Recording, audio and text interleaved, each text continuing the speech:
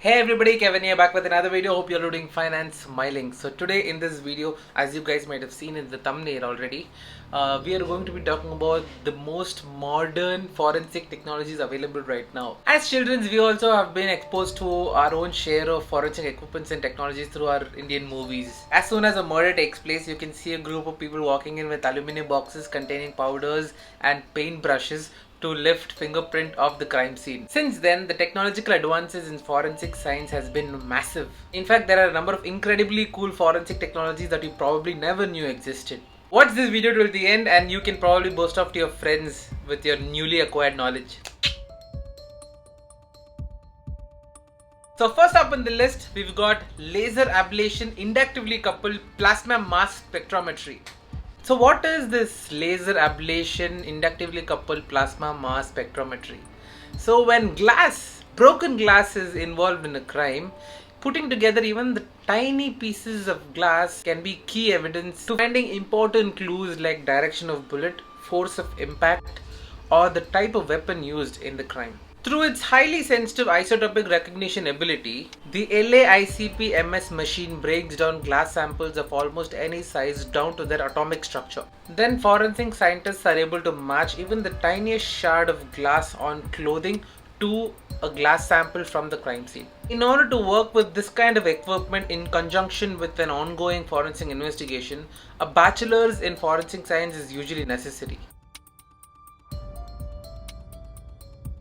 Next up on the list, we've got alternate light photography.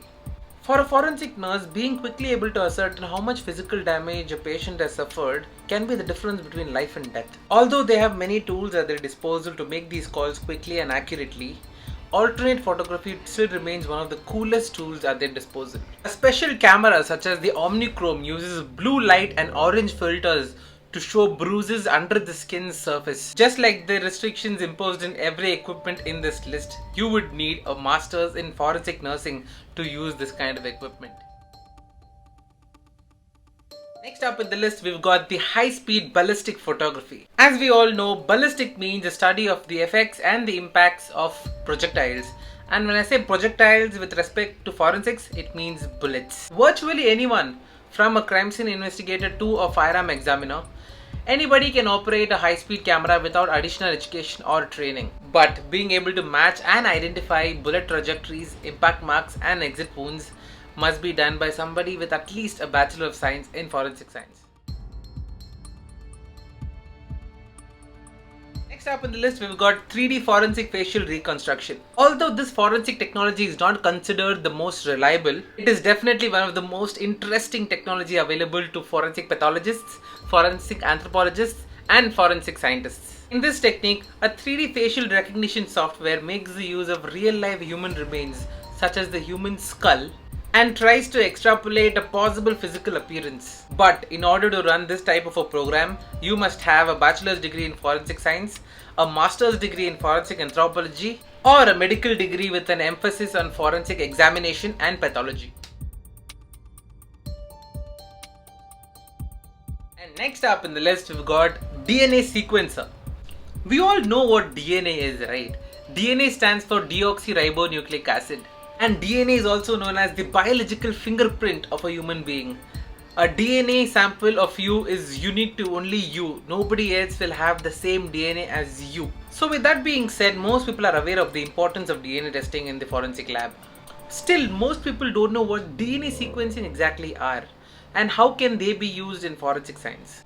Most forensic scientists and crime lab technicians use what's called DNA profiling to identify criminals or victims using trace evidence like hair samples or skin samples. There do occur some cases where these trace evidences like hair samples or skin samples are degraded to a point where they are of no use. In situations as such, forensic scientists turn to a more powerful technique, also widely known as the DNA sequencing technique, which allows scientists to analyze old bones and teeth to determine the specific order of a person's DNA structure, also known as nuclear base, and use this data to create a unique DNA pattern, and that can help identify a possible killer or a victim.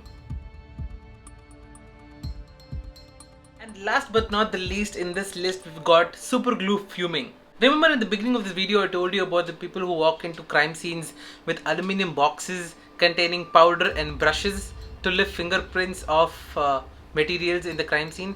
Exactly, those techniques are used for lifting fingerprints of porous materials.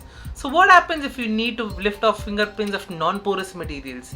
This is when superglue fuming comes in. So in this technique, a non-porous sample is kept inside a closed, specially designed container where cyanoacrylate, also known as superglue, is heated to a temperature where it starts fuming. So as the fumes rise up, the fumes go and deposit themselves on the non-porous sample that is kept on top of the container, thus revealing important fingerprints and details on the non-porous material. So I came to know about the superglue fuming technique when I was watching my favorite show, Forensic Files, on Netflix. If you guys haven't watched it yet, please go watch it, guys. It's an amazing show. You guys will love it. Especially if you guys are into crimes and crime investigating stories, you guys are gonna enjoy it.